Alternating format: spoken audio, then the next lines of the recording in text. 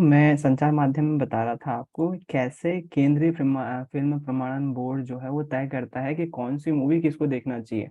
तो आप कई बार जब कोई मूवी देखोगे ना स्टार्टिंग होते हुए, तो वहां पर एक ऐसा लिखा हुआ देखोगे कि उस पे जो आप सर्टिफिकेट सर्टिफिकेट आता है ना, कोई सर्टिफिकेट बना हुआ आता है, वहाँ ऐसा यू लिखा रहेगा, यू लिखा रहेगा, या फिर यू और स्लैश करके ए लिखा रहेगा, या फिर ए लिखा रहेगा।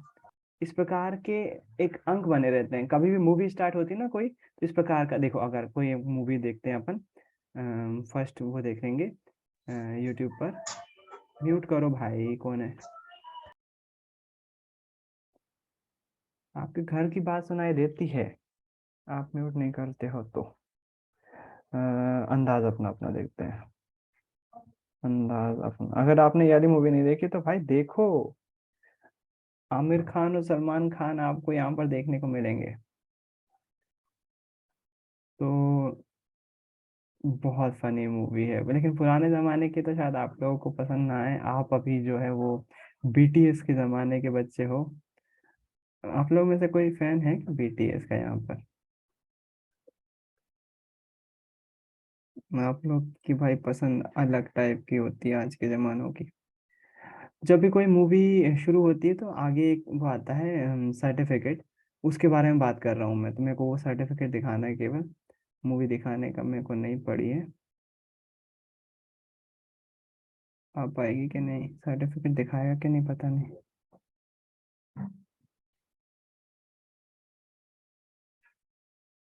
हाँ, ये वाला।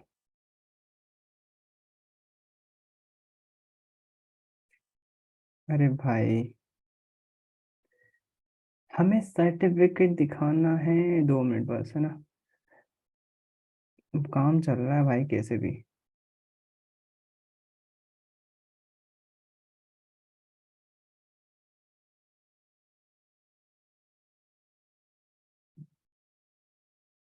ये इसकी बात कर रहा था मैं। तो आप देखो यहाँ पर लिखा हुआ है यू, है ना? तो ये आपको हमेशा कोई भी मूवी स्टार्ट होगी ना, तो ये सर्टिफिकेट मिलेगा। तो इस पे देखो, आपको नाम लिखा हुआ दिख रहा है, सेंट्रल भैया बोर्ड आपने ऑफ। स्क्रीन चेंज नहीं की। अच्छा, सॉरी। जब से आप लोग ऐसे ही देख रहे थे, मेरा मुंह दिख रहा होगा। मेरा मुंह तो बंद है। यहाँ ये देखो, इस प्रकार की जब कोई मूवी शुरू होती है ना, तो इस प्रकार का सर्टिफिकेट आता है। सब लोग अपना अपना, ये पुराने जमाने का है। इसमें ईयर लिखा होगा। 1994 की मूवी है, 1994। मैं नहीं पैदा हुआ था, तो आप तो शायद फिर मतलब पता नहीं, पिछले जन्म में होंगे शायद। तो इस प्रकार के सर्टिफिकेट दिखाई देंगे, और आपको ऐसा सर्टिफिकेट पे यू लिखा रहता है, यू। कई जगह पर यू और स्लैश ए लिखा रहेगा। तो ये प्रमाणन वो होता है सर्टिफिकेट। और ये दिखाता है कि यू मतलब अंडर एज, मतलब छोटे बच्चे भी देख सकते हैं। जो 16 साल के कम के बच्चे हैं वो देख सकते हैं, या 18 साल के कम के बच्चे देख सकते हैं। अगर ए लिखा हुआ है तो वो केवल 18 से ऊपर के देख सकते हैं। वो उसमें दृश्य कुछ ऊट पटांग हो सकते हैं, ताकि आप समझदार हो उन दृश्यों को देखने के लिए। तो हर एक चीज के लिए ये हमारा central board of film certification, केंद्रीय फिल्म प्रमाणन बोर्ड, ये होता है, और मूवीज को सर्टिफाइड करके देता है। और कुछ में यू और ए लिखा रहता है, तो मतलब बच्चे भी देख सकते हैं, लेकिन ज्यादा छोटे बच्चे नहीं देख सकते। उसका मतलब ये होता है। तो ये यू कभी भी आप, अच्छा, पेपर में भी ऐड देखोगे ना, किसी मूवी का ऐड बना रहेगा, तो उस पर यू यू ए जरूर लिखा रहेगा, साफ साफ, है ना?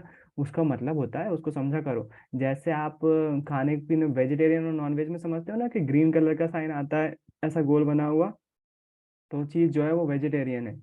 और अगर रेड कलर का आता है तो वो नॉन वेज है। जैसा ये होता है, वैसे यू और यूए और ए सर्टिफिकेट होते हैं, जो कि केंद्रीय फिल्म प्रमाणन बोर्ड जारी करते हैं।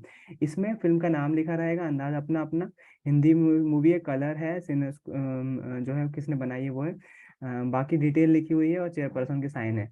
तो ये सर्टिफिकेट जारी करता है केंद्रीय फिल्म प्रमाणन बोर्ड।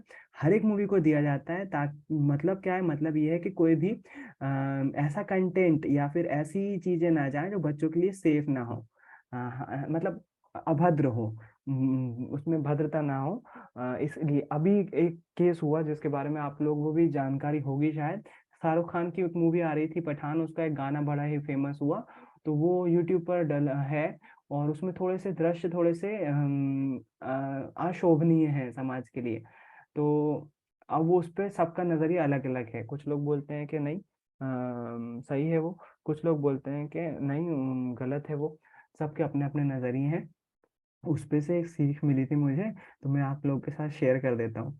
एक बच्चे ने बहुत दिनों पहले एक स्टेटस डाला था कि जब तक आप किसी के लिए तब तक ही अच्छे होते हो जब तक कि आप उसकी मान रहे होते हो, मतलब आप उसकी सुन रहे होते हो। जैसे ही आप उसको सुनना बंद करते हो ना, तो आप सबके लिए उसके लिए बुरे हो जाते हो। तो एग्जैक्ट वर्ड तो नहीं थे ये, एग्जैक्ट वर्ड, हाँ, आप तब तक अच्छे हैं जब तक आप सामने वाले के मन की करते हो, और अपने मन की करते ही आपकी सारी अच्छाइयाँ खत्म हो जाती हैं। ये स्टेटस था। मेरे को लगा यार ये बात तो सही है, कुछ हद तक मेरे पर भी लागू होती है। तो मैं कई दिनों तक परेशान रहा इसको सोचते हुए कि आप तब तक ही अच्छे हो जब तक आप दूसरे की सुनते हो, जैसे ही आप दूसरे की नहीं सुनते हो तो आप बुरे हो जाते हो। और थोड़ा सा गौर किया तो पाया कि यार ये तो मम्मी पापा पे भी लागू होती है। बहुत हद तक हम घर में भी ऐसे ही होता है। टीचर्स के साथ भी ऐसा होता है, जब तक टीचर की सुन रहे हो तो आप अच्छे हो, नहीं सुन रहे हो तो बुरे हो जाते हो। पापा मम्मी के साथ भी ऐसे ही होता है, पापा मम्मी की सुन रहे हो तब तक अच्छे हो, नहीं सुन रहे हो तो आप बुरे हो जाते हो। मेरे को ये बात क्यों ज़्यादा मायने रखी, क्योंकि कुछ इंसिडेंट अभी रिसेंटली ऐसे हुए हैं जिसके कारण से मुझे ऐसा लगा कहीं मैंने भी तो ये नहीं किया, क्योंकि मैं कोशिश करता हूँ कि एक जो गलती नहीं होना चाहिए वो मुझसे नहीं होना चाहिए, मतलब जो आम लोग कर रहे हैं नॉर्मली हमारे आसपास हो रही है, कोशिश करता हूँ मैं ना करूँ वो गलती, खास तौर पे बच्चों के साथ। तो मैंने थोड़ा सा सोचा, मुझको परेशानी भी हुई इससे कि कहीं मैंने भी तो ऐसा नहीं किया है बच्चों के साथ। लेकिन बुरा भी लगा कि हो सकता है मैंने किया। उसके बाद एक इंसिडेंट ये शाहरुख खान का ऐसा आया कि जिसने मेरे को थोड़ा सा संबल दिया इस चीज़ में। क्या वो इंसिडेंट था, उसकी फिल्म को लेकर जो है वो बड़ा बवाल हुआ।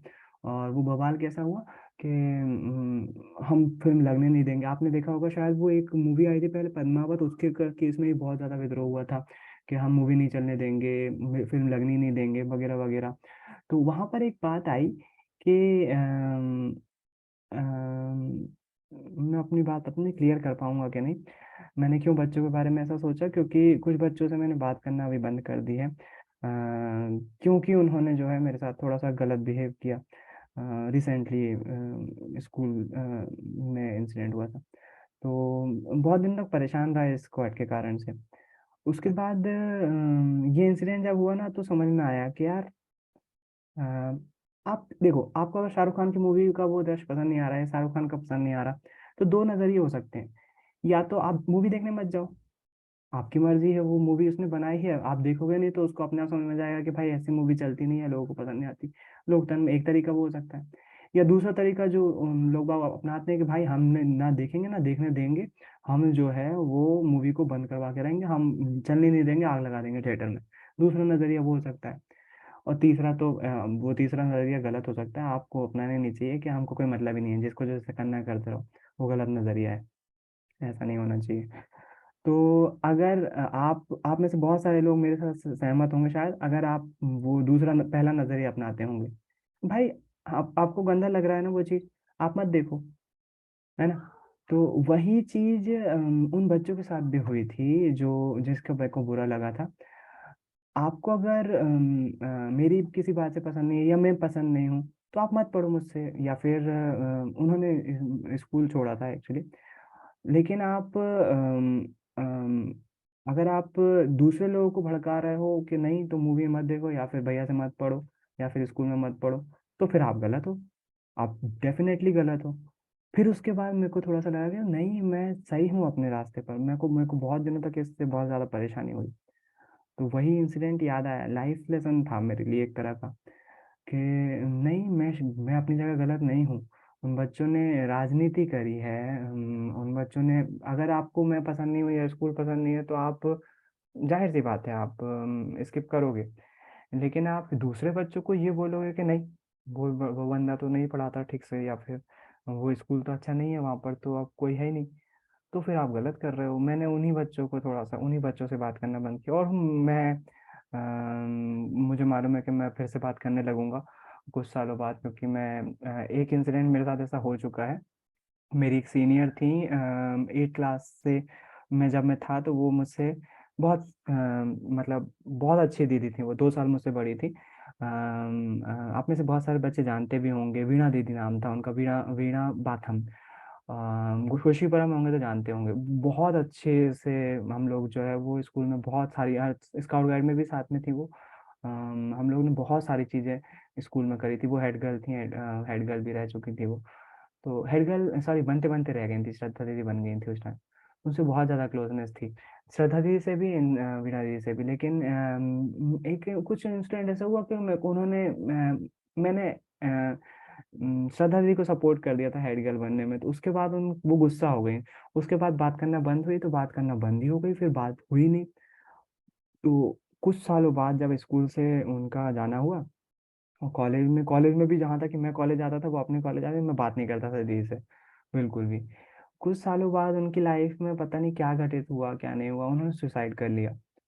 और जब वो न्यूज़ मेरे को पता चली ना, तो मुझे बहुत बुरा लगा कि यार उनकी लाइफ में जैसा चल रहा था, लेकिन मैं अगर बस स्टॉप पे मिलते भी थे तो मैं मुंह फेर लेता था, शायद मैं बात कर लेता, तो शायद वो हो सकता हो उनको थोड़ा सा संबल मिल जाता लाइफ में, और वो सुसाइड तो कम से कम ना करती, है ना।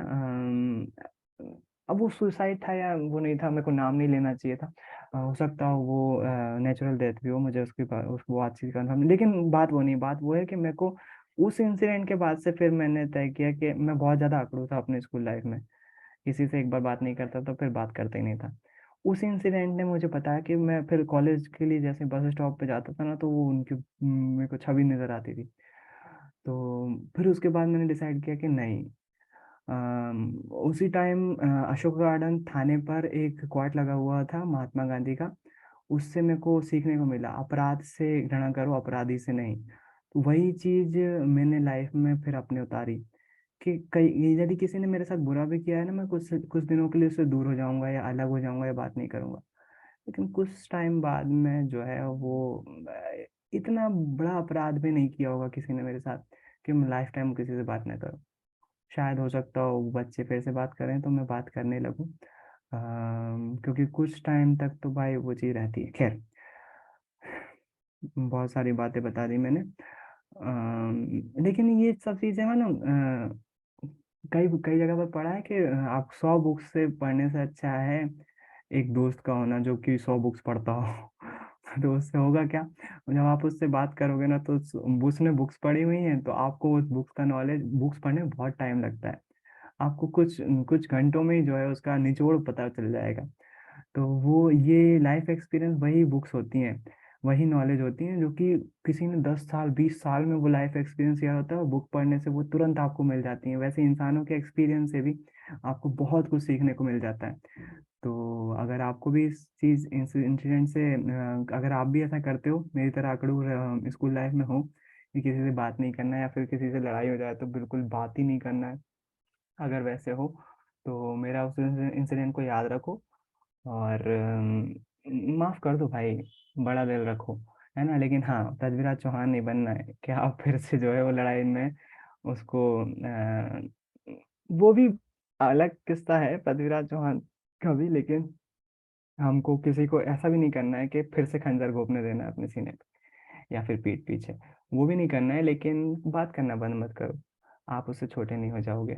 और साथ ही साथ वो वाली बात भी सही है कि आप जब तक दूसरे की सुनते हो तब तक ही अच्छे होते हो, दूसरे की जैसे ही सुनना बंद करते हो, कुछ बहुत हद तक वो सही भी है। लेकिन मैंने जब अपने ये क्रिटिकल थिंकिंग का ही पार्ट है जो मैं आपके साथ शेयर कर रहा हूँ। हमारी सोच का ही पार्ट है। जब कोई चीज़ हम पढ़ते हैं तो उसको अपनी लाइफ में उतार कर देखो, और वो वही स्वामी विवेकानंद की बात आ जाती है ना, अपने अपने नॉलेज के साथ टेस्ट तो करो वो सही है कि नहीं। तो वो जब मैंने कोट पढ़ा और मैंने अपनी लाइफ पे केंद्रित किया, तो मेरे सामने अभी कुछ रिसेंटली हालातों में ऐसी घटनाएं घटी थी। तो फिर मैंने सोचा उसके बारे में कि भाई, ये क्रिटिकल थिंकिंग का पार्ट है, इसको ओवर थिंकिंग नहीं बोलते हैं। कई लोग इसको ओवर थिंकिंग से जोड़ते हैं कि कितना सोचते हो। भाई मैं कितना नहीं सोच रहा हूँ, मैं केवल सोच रहा हूँ। हम इंडियंस की खा ये कमी है कि हम कितना सोचते हैं करके बोल देते हैं, और सोचते ही नहीं है, सोचने का काम ही बंद कर देते हैं। एक्चुअली में हमने सोचना ही बंद कर दिया है कितना सोचने के चक्कर में। हमको सोचना चाहिए। हाँ, ओवर थिंकिंग जब हो जाएगी जब मैं महीनों और महीनों महीनों उसी एक ही बात को पकड़ के बैठा रहूं। वो ओवर थिंकिंग होगी। अगर मैं कुछ दिन उस बात से परेशान हो रहा हूँ, उसका सॉल्यूशन ढूंढने की कोशिश कर रहा हूँ, तो वो थिंकिंग है, वो ज़रूरी है ना। तो बहुत सारी बातें हो गई।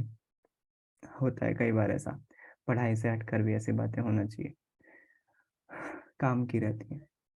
अंतर्राष्ट्रीय व्यापार, तो केंद्रीय फिल्म प्रमाणन बोर्ड के बारे में आपको पता चल गया होगा।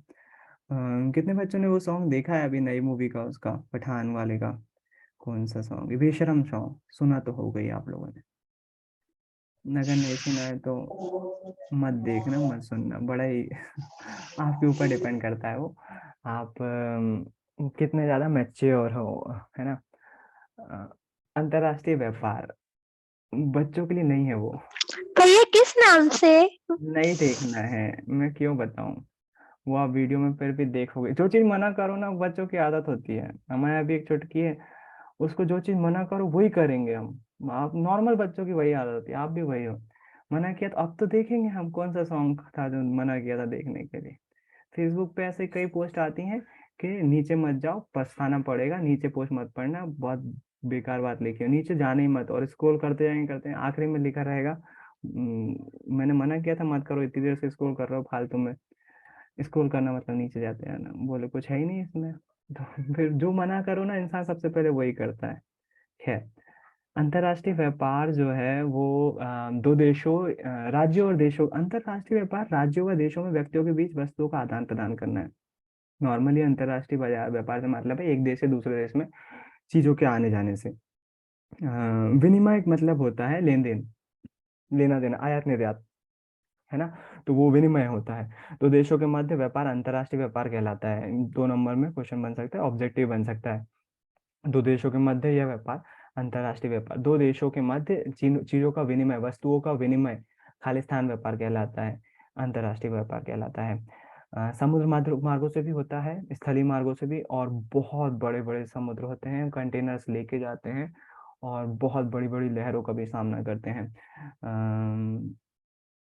ये क्यों दिया हुआ है, इसमें कुछ इंपॉर्टेंट आता, आयात निर्यात आपको पता है, चीजें अपने देश में मंगवाना आयात है, अपने देश से भेजना निर्यात है। आयात को बोलते हैं इम्पोर्ट करवाना, एक्सपोर्ट मतलब कि भेजना अपने देश से दूसरे देशों में।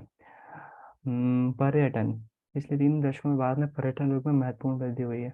आप देखते हो ना वो विदेशी नागरिक आते हैं यहाँ पर, और इंडिया की गरीबी की फोटो खींच के लेके जाते हैं वहां तो। वहां पर टूर का जो अपना एक एरिया है मुंबई में, धारावी करके स्लम्स हैं, बहुत फेमस स्लम्स है वो भारत की। स्लम डॉग मिलेरिया भी वहीं पर शूट हुई है, जिसको ऑस्कर भी मिला है कुछ सॉन्ग्स वगैरह पे और स्क्रीन प्ले पे जो भी मिला है। वहां तो टूर पैकेज चलने लगे हैं भाई, 2,000 रुपये दो, इतने घरों की विजिट करवाएंगे इतने सारे। वहां पर गरीबों को देखने के लिए बाहर से लोग बाग आते हैं, और भारत की गरीबी देखने के लिए वहां जाते हैं। तो ऐसा भी होने लगा है। तो बाहर से विदेशी आते हैं यहाँ पर, देखते हैं। कईयों को भारत अच्छा भी लगता है, कईयों को बुरा भी लगता है, भारत में कमियां भी दिखती हैं, अच्छाइयाँ भी दिखती हैं। संस्कृति को भी पहचानते हैं, एक्वायर भी करते हैं, सीखते भी हैं कुछ, यहीं इतने ज्यादा प्यारे लगती है कुछ कुछ संस्कृति के, यहीं बस जाते हैं। तो पर्यटन में जो है वो कई आपको सबसे ज्यादा इसके लिए जो इसको नाम है ना, जो अपनी भारतीय संस्कृति को फैलाता है, उसका नाम है इस्कॉन। ये संस्था भाई जबरदस्त है। इस्कॉन जो है वो दुनिया भर में कृष्ण की जो है वो जो धर्म उपदेश हैं कृष्ण के, उसको फैलाने का काम करता है इस्कॉन। इस्कॉन टेम्पल भी बहुत सारी जगह पर मौजूद हैं। बड़े ही सुंदर तरीके से जो है कृष्ण को महिमा मंडित करता है एक समूह। और रशिया, जब अपने नॉर्थ सॉरी अपने वेस्ट की कंट्रीज, कनाडा हो गया, चाहे अमेरिका के देश ले लो, या साउथ अमेरिका के देश ले लो आप। इवन दो कई जगह पर तो जो ईस्ट की कंट्री अपनी जो सऊदी अरब वगैरह है, यहाँ की कंट्रीज में भी इस्कॉन के टेम्पल्स वगैरह बने हुए हैं, बाकायदा सेवा करते हैं, कृष्ण का प्रचार प्रसार करते हैं। तो ये बहुत जिम्मेदार है भारत की संस्कृति को दुनिया भर में पहचानने के लिए।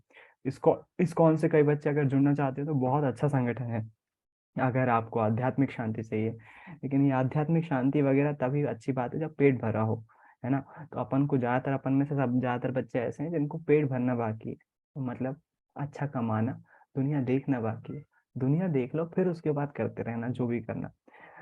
मेरा एक दोस्त, मैंने अपनी बातें जब मेरे को कई बार ऐसा होता है ना कि यार कहाँ क्या रखा है जिंदगी में, जो अपने बाबा वगैरह होते हैं ना वो अपना माइंड सेट ऐसा बना देते हैं, सब मोह माया है, कुछ भी नहीं है इस लाइफ में। पैसा कमा के कर क्या लोगे, इतना पैसा लगा के ऊपर ले जाओगे क्या, ऐसी ऐसी बातें बोलते हैं ना, तो हमारा माइंड सेट कैसा हो जाता है मालूम। सही बात तो है यार, मजदूरी 2 वक्त का खाने तो कमाना है, इतना कर लेंगे और ये मजदूरी कर लेंगे या ये कमा लेंगे, उसके कारण से हमारा माइंड सेट मालूम वैसे ही सेट हो जाता है। तो मैंने मेरे दोस्त से पूछा कि यार, अब मतलब करने के दौरान एक बात आई, यार मेरा तो इच्छा है मैं किसी गांव में चला जाऊं और मस्त वहां पर बच्चों को जो है वो पढ़ाऊं और वही लाइफ अपनी जिंदगी पर वहीं पर बिताऊं। तो ऐसा मेरा मतलब मेरी इच्छा ऐसी है कि मैं सेवा करते रहूं और फिर तो उसने एक बात बोली यहाँ पर समझाने के लिए मेरे को। बोले यार, ये गलत नजरिया है जिंदगी को देखने का। जिंदगी अगर अगर इस तरह क्यों, बोले ये तेरी सोच नहीं है, तेरे मन में ऐसा बिठा दिया गया है लोगों ने बोल बोल के। अगर ऐसी लाइफ जीना भी है ना तो पहले एक बार कुछ करके दिखा दो, एक बार पालो तुम्हारी, एक बार उनको दूसरी दुनिया को देखो, तो दुनिया के बाहर देखो, तो अपने एरिया से बाहर जाके देखो तो दुनिया कितनी खूबसूरत है और क्या क्या चीजें हैं जो दुनिया में प्रकृति ने बनाई हुई है। कभी उसकी इच्छा तो करो जाने की।